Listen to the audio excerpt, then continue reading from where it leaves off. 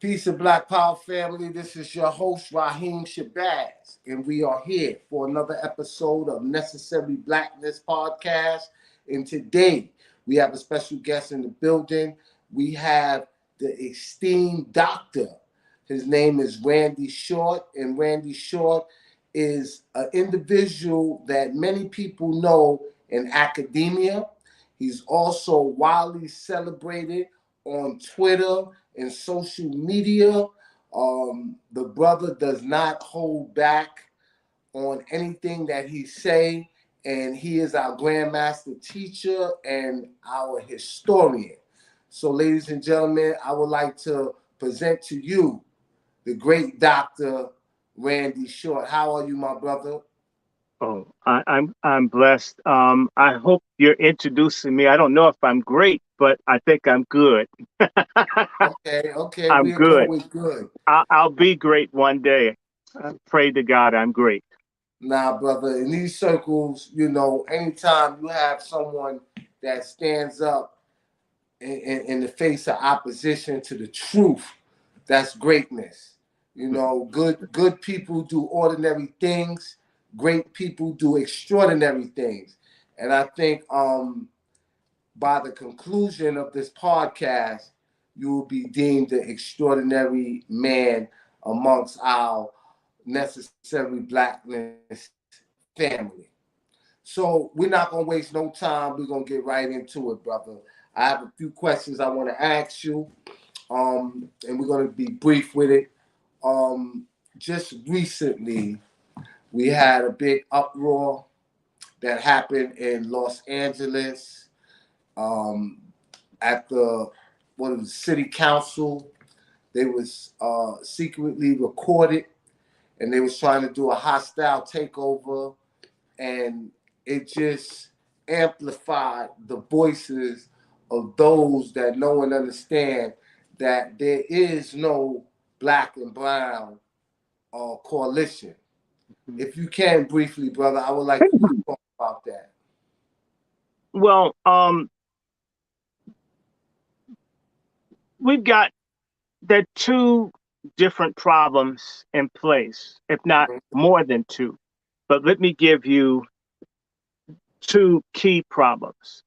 One problem is that we have a kumbaya element within the black elite and maybe black folks in general that feel like we're not capable of overcoming the racist system and anti-black racism, white supremacy by ourselves. We can't deal with people who hate us. We need some help.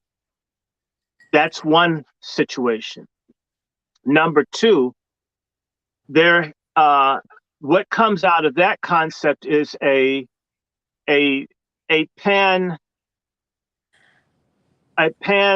non-white movement concept of everybody coming together to overturn the system. This comes out of the Marxist tradition and maybe to a lesser degree out of the black church tradition of everybody that is when it comes out of the Islamic thing as well through Malcolm X, that all the people who share a common faith or a common belief would come together and be against injustice. So we've got two streams. And then another stream is that our people tend to believe somehow if we help others, others will help us. There is this false sense that whole groups of people can be friends to whole groups of other people. This just isn't possible. Individuals are friends. Groups are always rivals and competitors, always. So the black and brown thing is based in a complete lie and a complete fraud, a historic fraud, a economic fraud, a historic fraud. It's very, very dishonest, but there are white leftists, black universalists who like kumbaya types, and they have this race romanticism that everybody will come together and rise up and overtake the system. things like this never happen anywhere. So it's completely ahistorical. It's completely emotional and delusional. But these are the kinds of people who the racist system puts over us. So that's where this black and brown thing comes from. Now, mind you, are there examples of black and brown cooperation? Not really. There are examples of black people doing things for others, And we're gonna get into that, right? but there's Listen, no listen, hold on. reciprocity. We're gonna get into that. I need to cut you off 1 minute. We're gonna get into that, right? But before we go to that, I want to be clear because you said something that was very key, right? And it just goes back to the notion of that we have our own unique problems that are separate from Latinos, right? So we That's don't correct. share in the same problem. So if we don't share in the same problem, we should not have to share in the solution, right? Right. And I think that the narrative is pushed that although we have the same problems, we can share in the same solution, and that's We coming don't have from this. We've never had the same problem, yeah. and we do not. We can't have the same solution either. There's a Negro spiritual that goes like, nobody knows the trouble I've seen. Mm-hmm. No other group of people have the problem that we have. No other group of people are going to be able to understand, or if they understand, they're not going to carry our cross. Therefore, they don't deserve our crown. And Mm-hmm. charity starts at home. That's right. So we have to understand that. And that's sort of where we've been misguided. There's a misguided humanitarianism amongst uh, a lot of Black people, older ones in particular, of help everybody else. And this is a mistake. Mm. And I'm speaking in generalities, but if you want me to go into specifics, I can. We we need to understand that we are a people, and in fact, what makes a people is a decision to be a people. And to be a people, you can't be for everybody else. You have to be specifically for your group. That's sort of like, imagine if you and I were on a basketball team Mm-hmm. and I was hitting buckets for the other team as well as playing for mine. Wouldn't you guys kick my ass in the locker room? Okay, so, Absolutely. but this is what the Congressional Black Caucus, this is what the NAACP, this is what the Leadership Conference for Civil and Human Rights, this is what the National Congress of Black Churches, this is what Trans Africa, this is what the Greek letter organizations, everybody that we see as leadership has actually been working towards our extermination and elimination under the guise of all of us coming together. And the rising tide lifts all boats. That's always been bullshit. It's always been bullshit. It is always going to be Hunger Games. That's what happens between competing groups of people. And human history, unless two groups merge and come together, then they compete over space, land, water. Not that I want it. And actually, that's where Black Americans are getting screwed. We spend all of our time trying to cooperate with everybody else, but we don't work on cooperating with self. We are xenophiliacs and we're fratrophobic. We hate one another and we love everybody else and wonder why people hate us. If we loved ourselves more, other people would respect us more. We are doing things counterintuitive. That's part of a slave cared more about his master's kids and his own kids sold off. A slave made certain that he did master's work before he did his own.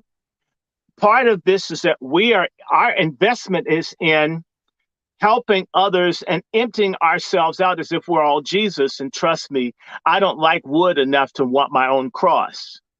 It's time for us to take care of home. I'm good you said that, right? That leads me to my next question, right? I want you to break down the transnational Black movement and Mhm. what Black people did for every other ethnic group, whether it was the Africans, the Chinese, the Irelands. Okay, sure. Let's get Let, into it. let me say this to you. The type of racism and slavery and prejudice and cruelty that our people suffered in this country was Mhm. so terrible and so all encompassing until it produced inside of many of our people a desire that no people suffer or experience what we've been through. That's number one. And that is a positive thing in the sense that we are very humane as a people. And our humanity has led us to do things for others, assuming that if we helped other people get free, they'd get around to us. And there's an example of another Black country trying this. Forgive me for going off in this handle, but let's take the nation of Haiti. The people in Haiti who were Black Mhm. believed that they helped all the other countries in Latin America get their freedom, that they would be safe and would be embraced by the other nations in Latin America. And so the Haitians helped free all the countries of Latin America with the exception of Brazil. But those countries all turn their backs on Haiti and see the Haitians as Black monkeys. Okay, I'm just saying. The Haitians even helped the American Revolution, and America, from the inception of Haiti as a nation all the way up to 1865, so for the better part of like 61 years, didn't even acknowledge the country existed. From 1915 to like 1932, for 17 years, the United States occupied, or maybe a little bit longer, occupied Haiti, destroyed a lot of its infrastructure, killed thousands of people. And the United States has invaded Haiti several times and has installed dictatorships, created the brutal La Guardia Nacional, the National Guard, which they also created in Nicaragua and other places. Mhm. All America's done is destroy Haiti. Yet Haiti, down in Savannah, there's a statue, and downtown Savannah, to the Haitians that came to fight for American independence. There were Haitians at Valley Forge with George Washington. There were people from other places who were Black that was thinking if we helped, they would help us. And that's Haiti. Now let's do it, Black Americans. Let's do this real Yeah, that's fast. what I want you to get into. Foundational No, Black no, no, no, no. American. I'm with this. I just want to show that we're not the only people that have done it, but now let's talk about us. Mhm. Let me just do something recently. There's all this talk about Black and brown. It's always bullshit. It will always be bullshit. I'm not saying that out of hatred for anybody. I'm just saying bullshit is bullshit. Mhm. I would just give an example for Black and brown. Puerto Ricans have a serious color problem, complexion hatred amongst themselves. Um, there were people who came along to try to help lift up Puerto Ricans to be comfortable and to work amongst themselves to deal with colorism and complexion racism. And one of those people that did something to try to help Puerto Ricans feel good about their Black identity is none other than my late father, who 50 years ago at Howard University hosted the first Puerto Rican meetings to talk about racism and colorism within the Puerto Rican community. That's an example. That's just my family, right? My dad brought all these people down to Howard University to try to help Puerto Ricans deal with their Black self-hatred, because there's a huge narcotics addiction problem for Puerto Ricans, a delinquency problem because of this Black self-hatred. That's so Puerto Ricans have Mhm. always gotten help from Black Americans. And yet you'll find a lot of Puerto Ricans who are colorist. I'm not saying all, but many. You'll find a lot of Puerto Ricans, they are ambivalent, and they go all over the place. They'll tell you about the Tainos, but they don't acknowledge any Blackness. So that's Puerto Rico. Now let's look at Brazil. The first civil rights laws for Afro-Brazilians came as a result of the famous Black American prima donna ballerina, Catherine Dunham from East St. Louis, who fought against the Brazilian government and her protesting racial discrimination. You got the Alfonso Arias law in Brazil, the first anti-discrimination law that dealt with color on the books in Brazil in the 1950s. So that's two examples: Puerto Rico Brazil. Let's do another one. Black Americans were opposed to the American invasion of Haiti and the Dominican Republic and in 1914, 1915, all the way up until the United States forces left both countries. Black Americans. For the Mexican Americans, the Mexicans who were in the field picking grapes, being messed over, they were unsuccessful with their so-called CC Puerde. That was bullshit. It didn't take off until Black Americans got involved across the country to get behind the Mexican farm workers, to call for boycotts against produce on farms where Mexican Americans weren't treated well. By the way, you'll never see Mexican Americans get behind anything to help Black Americans. So the great boycott that broke the back of California wine and grape growers took off because of the Black Panthers, the Republic of New Africa, and other Black groups on the East Coast, the Midwest, and other places in the country. Again, I can recall my family stopped buying grapes in 1968. I didn't see another grape until like 1974, and those grapes weren't bought from the store. We went to someone's vineyard. We didn't start buying grapes until 1975. And Black folks across the country, and we love grape soda and everything. Black folks Black people were instrumental in changing the standard of living and laws by our boycott for Mexican Americans who burned Black people out of neighborhoods in Los Angeles. And those people in the city council in Los Angeles are Mexican Americans or Chicano Americans. I can go further. Where else can I say? I was talking to you about the Solomon Islands. Black American soldiers, in particular in the Pacific. The Solomon Islands is a good example. The influence of Black American soldiers, of people standing up, caused Blacks throughout the islands of the Pacific to demand independence from the various colonizing powers that had them, in particular, Great Britain or the United States or Australia, the British Commonwealth. The Solomon Islands, which now is an independent country in the Pacific, got its independence shortly thereafter. The Black American soldiers influenced these people to stand up. I mentioned in Tariq Nasheed that Black American soldiers who didn't like what was often called the nigger war in the Philippines, where the United States Army killed 1 in 6 Filipinos. This is between 1899 and 1905. They were killing all Filipino males above the age of 10 years old. That there were Black Americans who quit the U.S. military and joined the Filipino Freedom Forces. In fact, ironically, some of these people were from my family that are still, I have cousins in the Philippines who are descended of Black men who never came back to America because they didn't like what was going on there. So that's the Filipinos. Aguinaldo is the father of Filipino independence, and he was helped by Black American soldiers who didn't like racism or imperialism.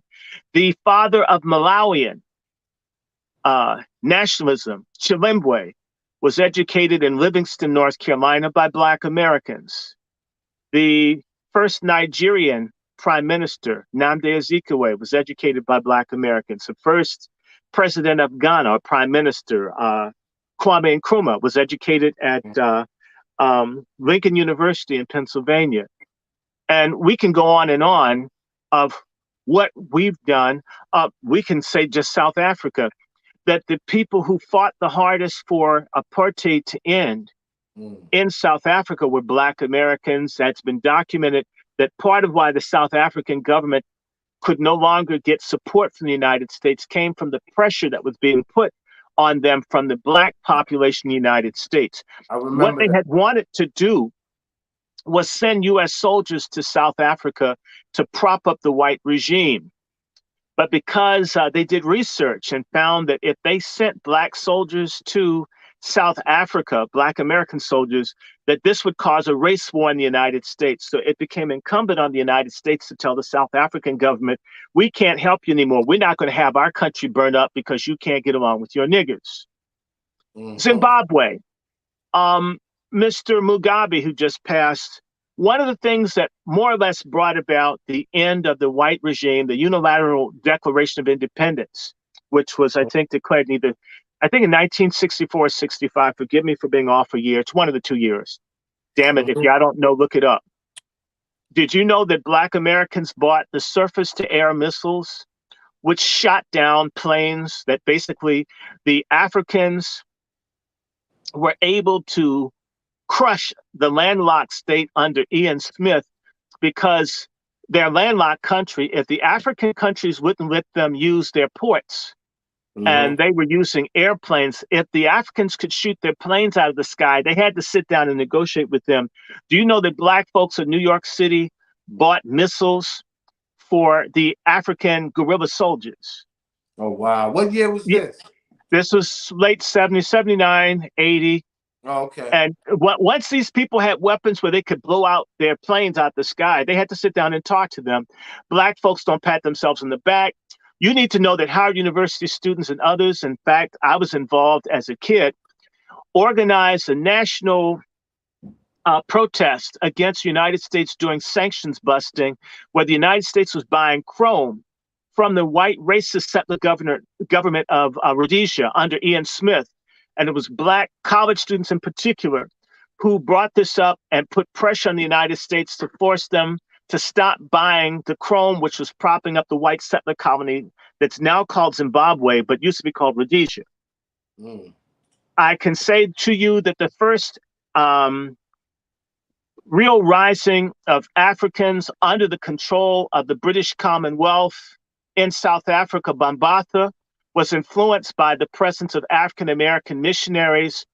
The Bambatha Revolt was influenced by the presence of African Methodist Episcopal missionaries and other Black Americans in that country in 1906.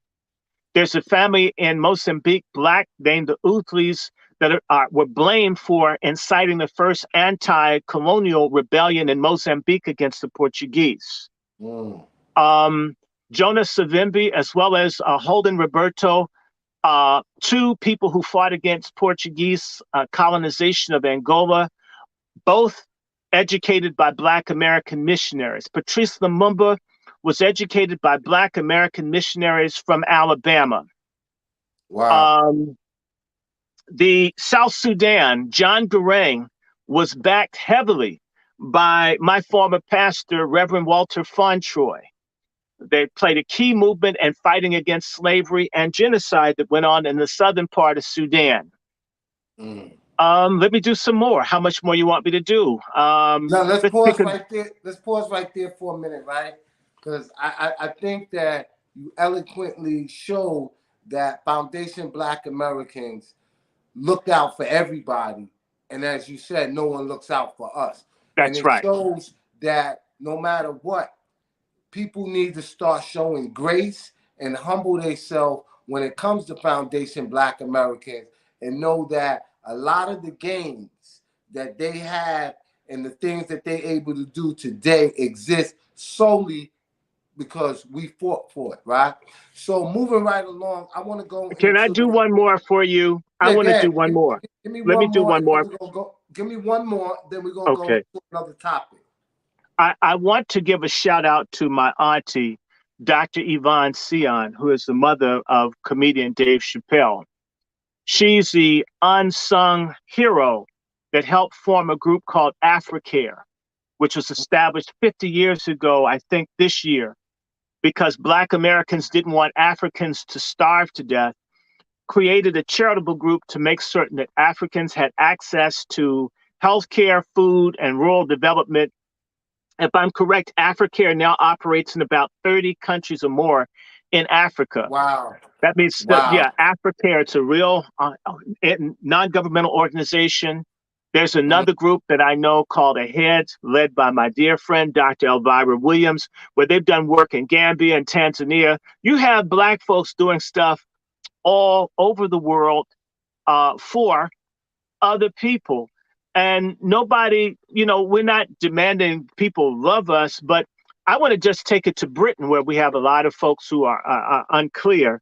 One, that the British government is Mm-hmm. very, very, very concerned about Black Americans' influence on Blacks in Britain, which means when we get civil rights laws passed in America, the British follow suit.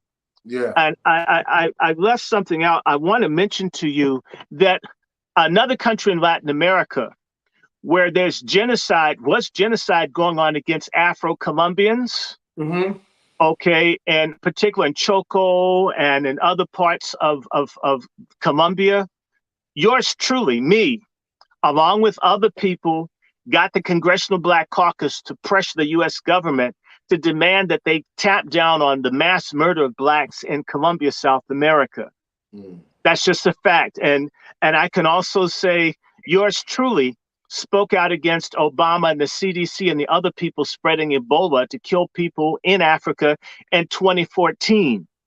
Wow. And it's me. And I can say there are other people that they're Black Americans that do stuff for people in other places.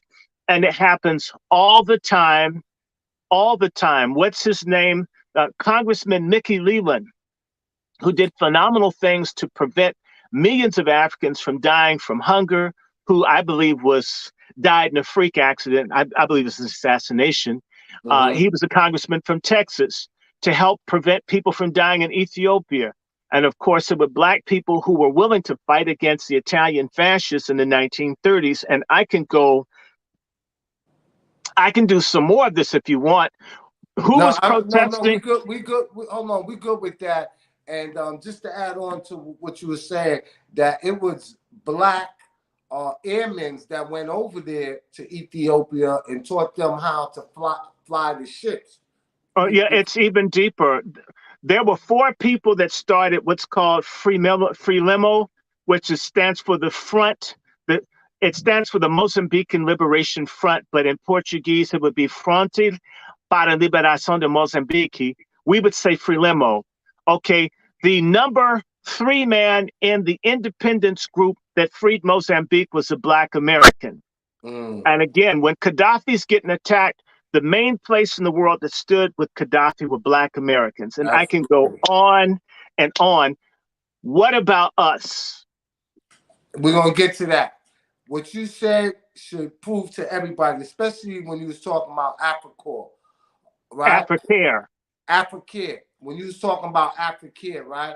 It just goes to show you what we did and how we recognize everybody else's humanity.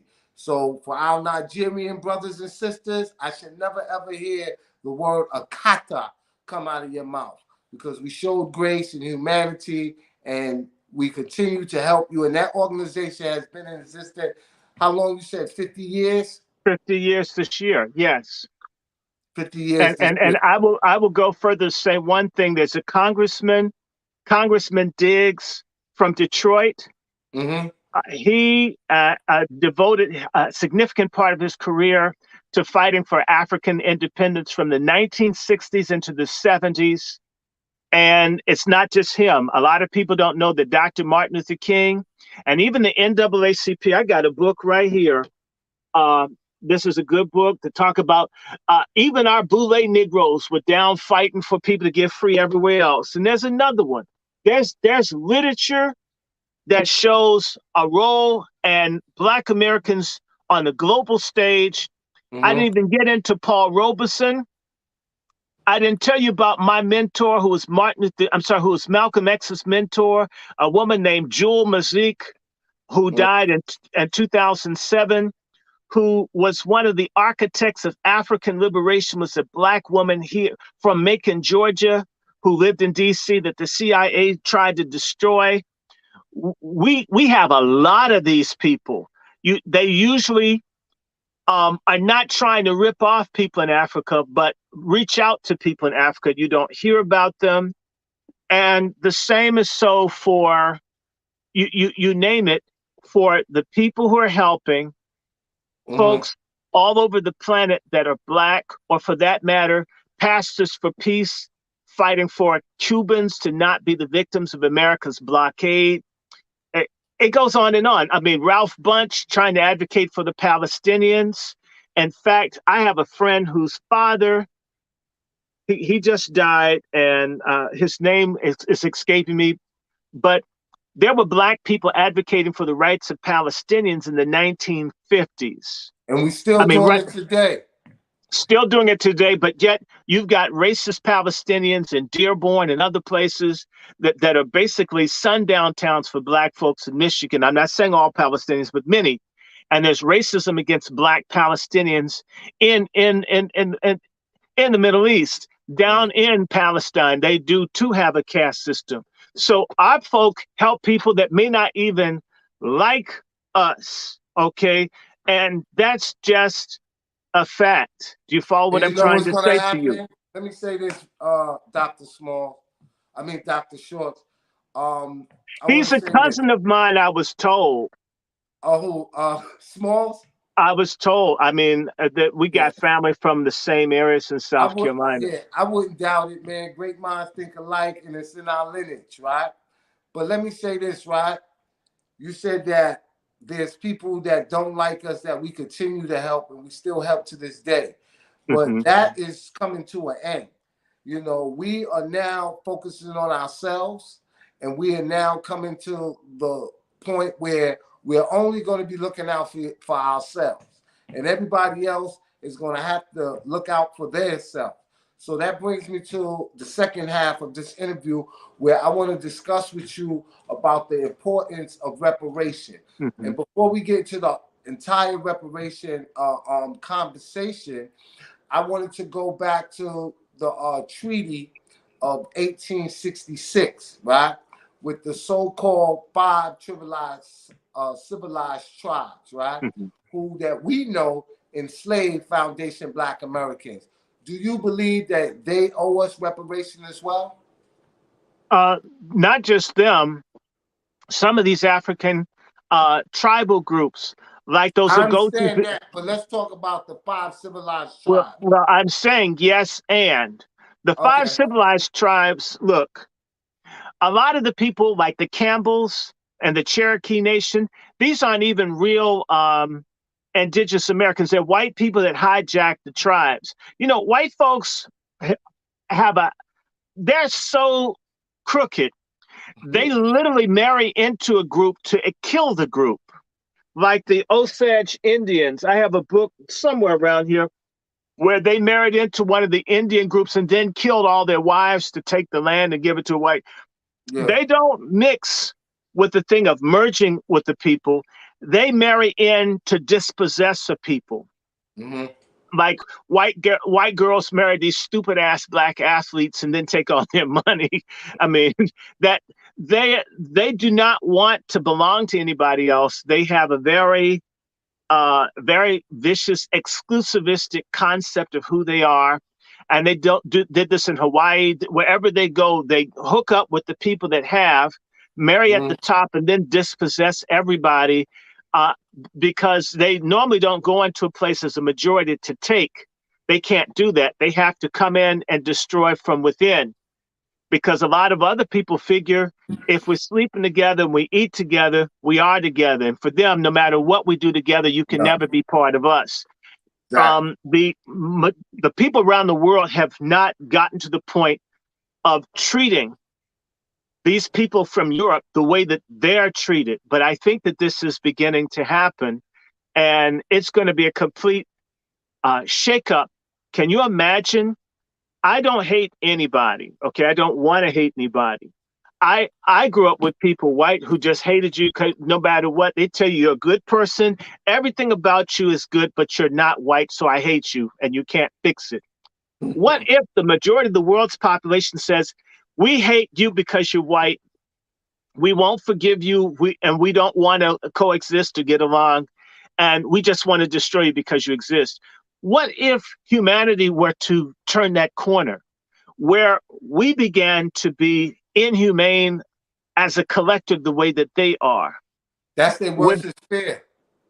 well, yeah, well, hey, it has happened, And I think, if truth be told, it's our fault more than any other people on the planet for not genuinely making people understand what this thing that's called white is all about. Because it's not a holy thing, it's a wicked thing, it's an ungodly thing. I have a book right here. Uh, and this is because, I have my Angry Black Men's Book Club. And what's that? Delectable Negro? yeah, The Delectable Negro is Yeah, as written soon by as I this. seen it, I knew what it was. I got that book. Yeah, and they talk about how that certain people would eat black people and they'd have leather. I mean, this stuff is what the Nazis did to the Jews. It is so repugnant when it's Jews, but when it happens to us, oh, well, forget about it. And so, what happens when we don't forget? What happens when we recognize that George Washington's dentures were made out of teeth yanked out of the mouths of black people that he owned? What happens if we look at Benjamin Franklin and he had bodies under the floorboards of his house? What happens if we begin to see people based on not what they profess themselves to be, but who they actually are? And what if the rest of the world knew about this? And why are we reluctant, since people lie and tell so many falsehoods about us? Why aren't we willing to talk honestly about what we've dealt with and We doing that propagate that? now. We doing that now, me and Yeah, you. yeah. Well, so that's what needs to happen. And if we began to do that in particular, they'd be very interested in giving you reparations to save your reputation, because you know what? People don't want to trade with folks if they find out that they take cells from aborted black babies and put it in people's food. You may not want to buy anything else made in America. We hold the lever of the moral power of this country. We don't use it. We want to fit in. We want to be bed wenches and studs and bed partners and suck ups and lick spittles and coons. We don't want to be free or self-determining. We don't want to be great. We want to be loved. But why would you want to go on a date with Hitler? Why do we want to go on a date with our Hitlers? Why? And by the way, I'm not saying hate anybody, but can't you dislike? Can't you be ye separate and touch not the unclean Aryan thing? To me, You why can do not? more than that. You can do more than that. Let me go back to what you were saying. You said, what happens when people start to figure out and find out? And you gave two instances. You said George Washington. You said Benjamin Franklin, right? And I want to go to a poem from Langston Hughes, where he said, the Negro, meek and kind, beware of the day that they change their mind. And I think that's what, those that express anti-black rhetoric and that practice anti-black racism against us need to understand. There's a dawn of a new day, and this day is different than any other day in history. And when we begin to change our mind and we no longer meek and kind, that's going to be the day of reckoning, and that's going to be what the old ladies call a pearl clutching moment. And I don't think they want to see that. But let's move right along. We got a few more minutes left. I want you to tell me about your book. You have two books. Let's get I into the have two two, books and you you know got. what? I should go grab them if you give Now me a you don't have to second. go grab them. You can You tell got us. pictures? Yeah, Okay, it's I'll real put the simple. pictures up, and you can tell us where to get the books and the names of it, and give us a little synopsis on what the book I'm going to says. do a synopsis of the Cory Booker book first. The Cory Booker book is a book I collaborated with the great white conservative by the name of Roger Stone. I don't want Cory Booker to be a presidential candidate to Is do that a. hold on 1 minute? That's your cat you rubbing? No, that's not. The cat is over there, but the Oh, cat's made me itch. oh, So I don't okay. know.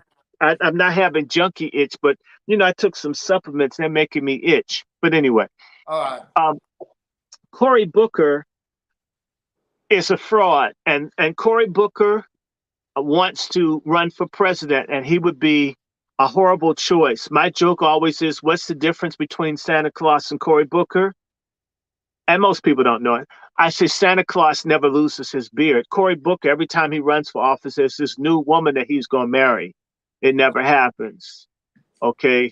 And so, yes, I clown you, Cory. And Cory Booker doesn't care about black people. Cory Booker is a Trojan horse. He's controlled by Khazarians, like, you know, him and Kanye and him probably aren't friends no more. Just, he should not be. If you read it, he's all smoke and mirrors. He's a puff up. He didn't do anything for Newark, and he's never going to do anything for black people. He's corrupt, and he's willing to make it seem as if he's what he is not. That's what the book basically does. It's called Give us the name.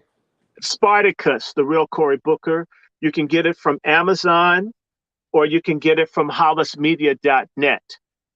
HOLLISMEDIA.net. And my other book, I have the older copy. I had to get this off of Amazon because someone was preventing my books from reaching me by mail. So I have, you know, when you're active, people bother your shipping. My mother got some letters. They were open the other day. I don't know who cut somebody's mail open. That's crazy. But, you know, I guess I'm outspoken, so they bother your phones. Remember, we're having problems earlier today. And I don't care. I'm going to keep doing what I do. But Slavery's Mastery is another book. It's a combination. It does a background of religious racism, early American religious and social racism, and then it's a social biography of another transnational black person by the name of William Henry Shepherd. He's a black man that got the inside information on the Belgians having Africans who were cannibals massacre and eat Africans to terrorize them into collecting rubber for King Leopold of Belgium. Wow. And part of what he reported is that after they ate the people, they would smoke their hands like you smoke turkey or chicken to preserve it so they could get more bullets to kill, rape, and eat other people. And so it's a black man from America that exposed the fact that the Belgians had killed up to 20 million people in Africa. There are two people, actually three, Booker T. Washington, George Washington Williams, and William Henry Shepherd, three black American men that exposed genocide that was going on in what's called the DR Congo today. Yeah. And you black folks keep always going, because we hate injustice. We don't like it anywhere. That's the difference between us. We don't blame people in Africa for being hungry or having a natural disaster. We just don't like the fact they're hungry. These folks call us dirty and lazy and ungrateful and no good, and yet use us and come over here and benefit from shit we fought for and curse us at the same time. And that's basically going to end. And I am a reciprocal Pan-Africanist, but not one where it's something for nothing. That's not happening anymore. But William Henry Shepherd is the first person to really make African art respectable, as well as one of the pioneer anthropologists and a pioneer civil rights advocate in the United States. His art collection is at the Peabody Museum in Hampton University down in Virginia. Okay. And so Slavery's Mastery is a good book. It talks about racism, religion, history, and that's available on Amazon and Hollis Media as well. Now hold that book up again. This isn't the actual cover. That's why I asked you for a minute and I sent you pictures. No, that's good. How many pages is that book? That book looks about like 640 pages. I figured that. So that book is bigger than Blueprint to Black Power by Amos Wilson. Huh? Yeah, but you know, I haven't done a manifesto book, but I'm going to. The next time you see me talking about a book, and I'd love to work with you and other people. I want to put together a book where black folks deal with coons, in particular Barack Obama, and what sell out black people. I call them Ofaga. What yeah, we don't want to get the channel banned.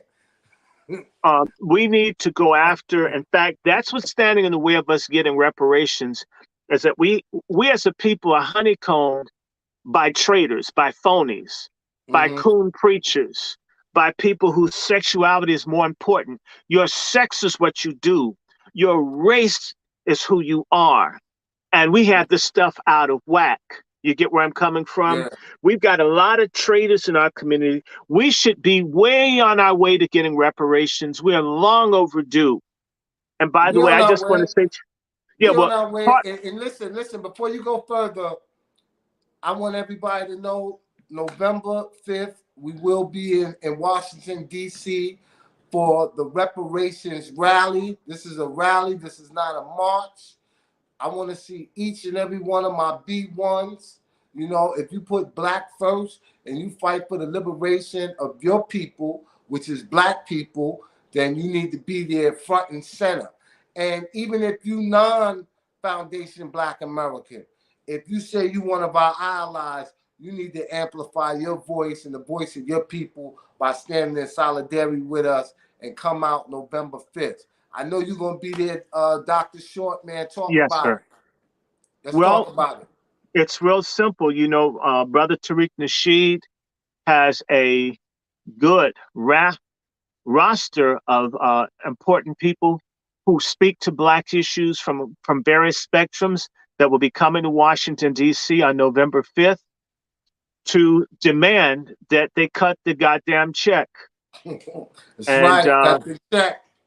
I want to say to you, if I do get a chance to speak, I want y'all to get a word that I use that I was using on my YouTube channel that they shut down, which is MFM. Wait. If they shut it down, don't use it here, man. We don't Oh, want to no, no, get no, no, no. They didn't disrespect. shut it down for the word. They got me Okay, for okay. something else. My mantra is motherfucking money, Mm. MFM. And I want everybody to start saying MFM. That's why I would start my show. MFM, MFM, because that makes more sense. When you say reparations, it sounds like some educated boule shit. When you say motherfucking money, you know that person means what they say. So if you see me on the stage, no, I'm going to talk about we here to get our motherfucking money. I Mm. just don't Right. care. I don't care how people take it. And yes, I'm a Christian minister. That's my goddamn business. And I will tell God himself. The scriptures say a workman's worthy of his hire.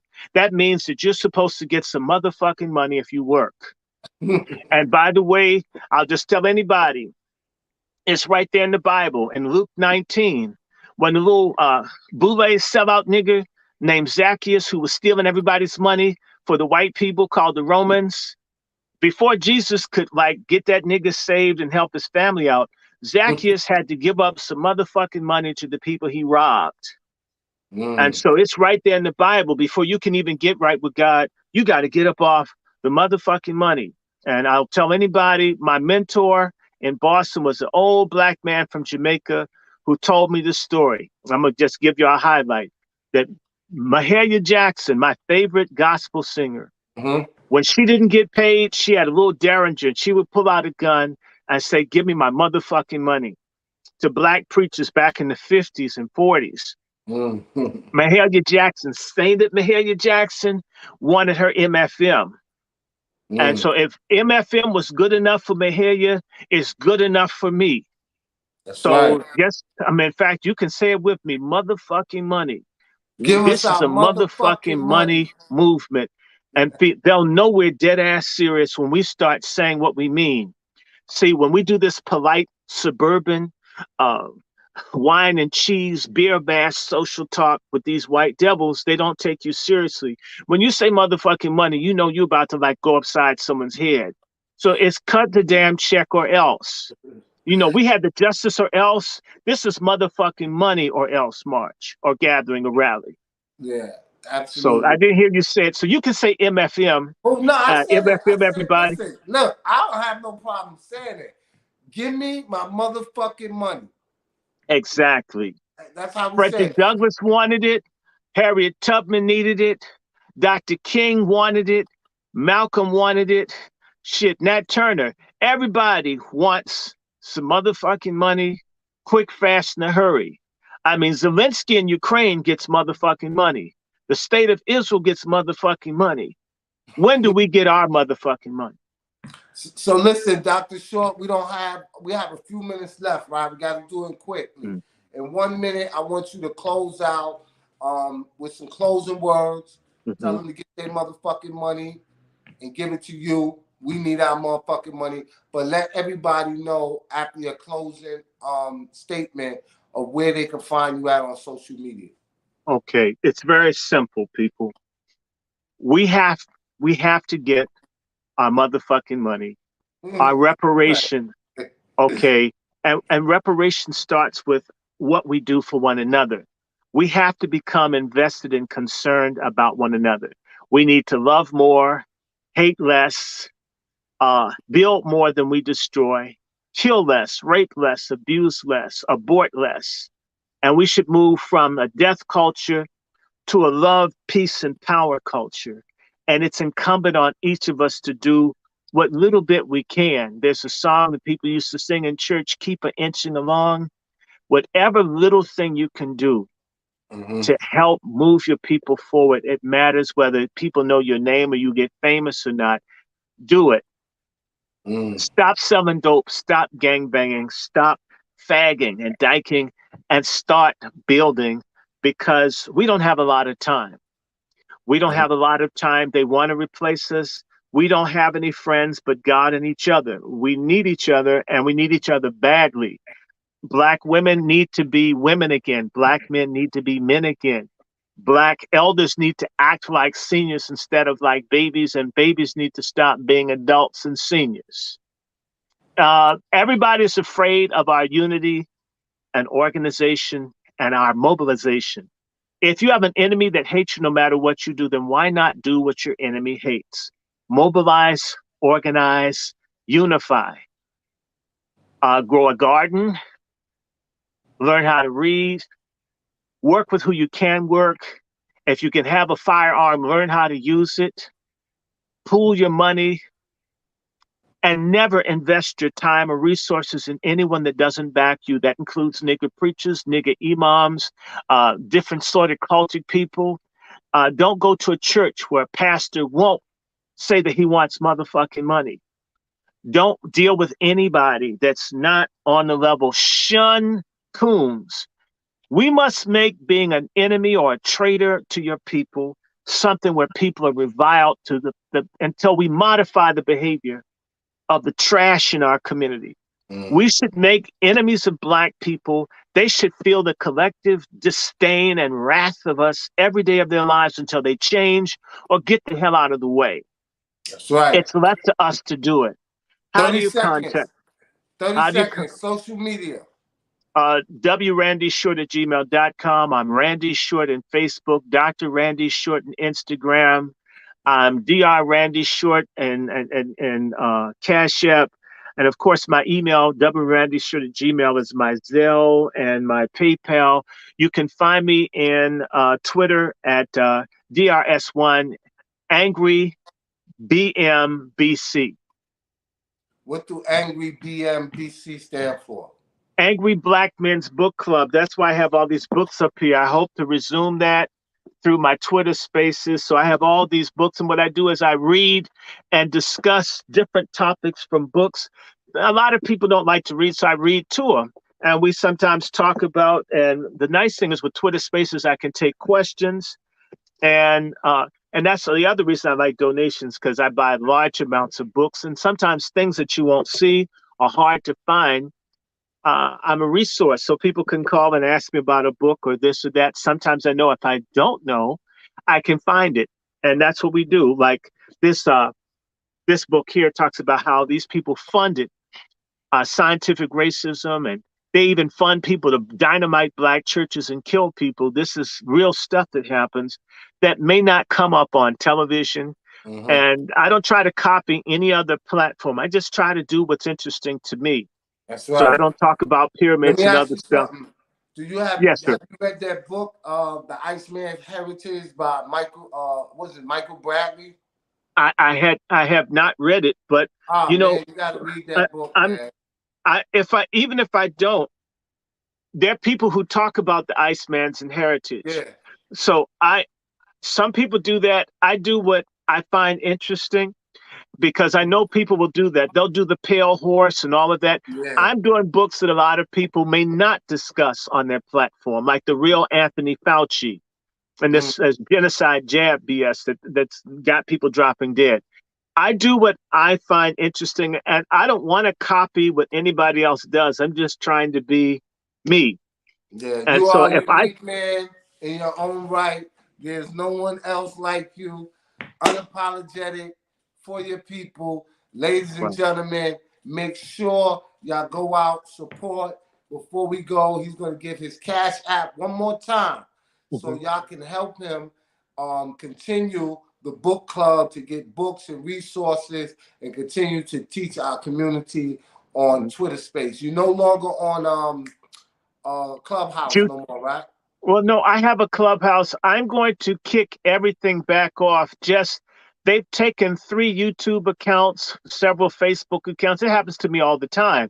They've Yeah, you taken. gotta slow down, brother, man. You be going in. No, we've got to call it like it is. The scriptures say, "Cry loud, spare not, lift up thy voice like a trumpet sound." We got to make these people shake in their boots for what they've done to us.